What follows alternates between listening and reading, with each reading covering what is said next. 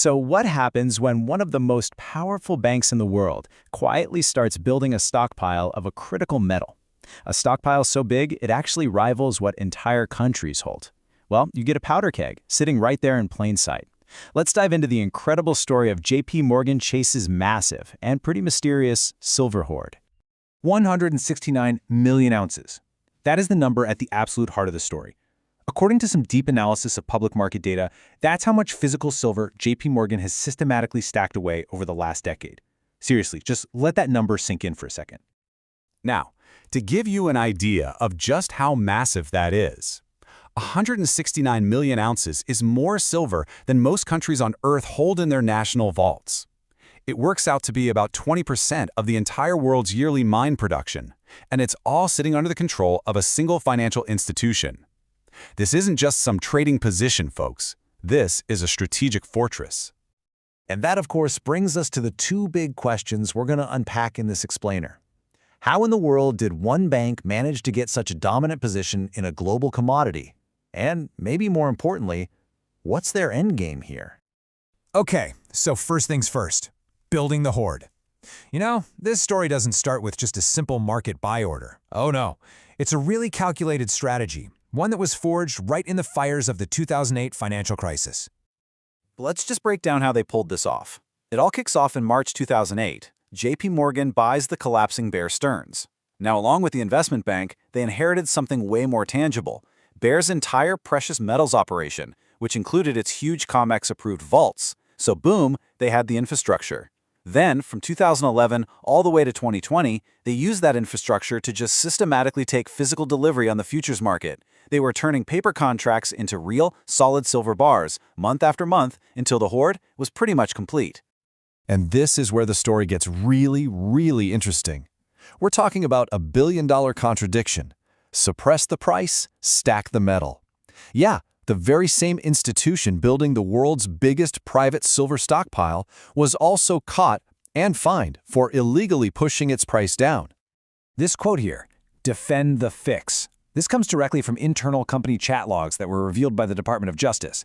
It just perfectly shows the mindset. A JPMorgan trader was describing how they would use illegal trading techniques to manipulate the benchmark prices for gold and silver, specifically to push them down. So the main technique they used is called spoofing. What is that? Well, it's basically the electronic equivalent of yelling "fire" in a crowded theater. You place these gigantic orders to sell, but you have zero intention of actually selling. It's all just to scare the market, drive the price down, and then you quickly cancel your fake orders while you buy up the real stuff at the lower price you just created. And for doing this, for almost a decade, JPMorgan agreed to pay a massive fine of $920 million to settle the charges. That's one of the largest penalties ever handed out in the history of the commodity markets. So let's just connect the dots here, because the audacity of this two-part strategy is just wow. On one hand, you've got traders in the paper market illegally shoving prices down. And on the other hand, you have the bank's own house account using those same artificially low prices to build a fortress of physical metal. I mean, it's brilliant, and it was also borderline criminal. By the way, if you're finding this deep dive interesting, please take a second to like, share, and subscribe. It really does help us bring you more explainers just like this one, and you definitely won't miss any of our future updates.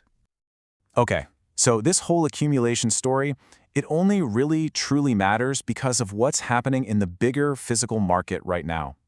See, the global supply and demand picture for silver is changing in a way that makes this giant stockpile incredibly important. You know, most of us think of silver as just, money or jewelry, but that's really not the main story anymore. As this chart shows, industrial demand now makes up about 60% of all annual silver consumption. It has become a critical, completely irreplaceable industrial commodity. And that demand, it's being driven by these unstoppable megatrends. Every single solar panel needs silver for conductivity. Electric vehicles use roughly twice as much silver as regular gas cars. 5G, medical devices, all our electronics, all of this is locked-in structural demand that's just baked into our future. And here is the problem. While demand is just surging, supply is Not. This chart shows that global mine supply has been basically flat for years now, just hovering around 843 million ounces. Meanwhile, industrial demand alone is already eating up well over half of that, and it's still growing. This is creating a structural deficit, year after year after year. So you have to ask, how is that deficit being filled? Well, it's by drawing down the world's existing stockpiles. We've seen a steady drain from exchange-traded funds, the ETFs, and from the vaults of the COMEX exchange. The world is basically consuming its silver savings account just to meet today's needs. All right, let's finally connect all of these dots. You've got a market with a structural supply problem and inventories that are shrinking. And sitting right in the middle of all of it is one bank with a massive, inactive stockpile. This, my friends, is the setup for a potential price explosion. Look, silver has a history of these explosive moves. Back in the late 70s, the Hunt brothers' attempt to corner the market sent prices from $6 to $50. Then in 2011, with all the fears about currency debasement, it nearly tripled to $49. The point is, the fundamental setup today, with real industrial scarcity, is arguably much, much stronger than in either of those past events. Here's the most crucial part. JPMorgan doesn't even have to do anything anymore. Their 169 million ounce hoard now just sits there, acting like a choke point on the entire market. Every single ounce that's locked away in their vault is an ounce that industrial users can't get their hands on and other investors can't buy. It fundamentally changes the entire market's dynamics. And there are 4 major catalysts that could be the match that lights this fire. A shift in Fed policy toward lower rates could send investment demand soaring.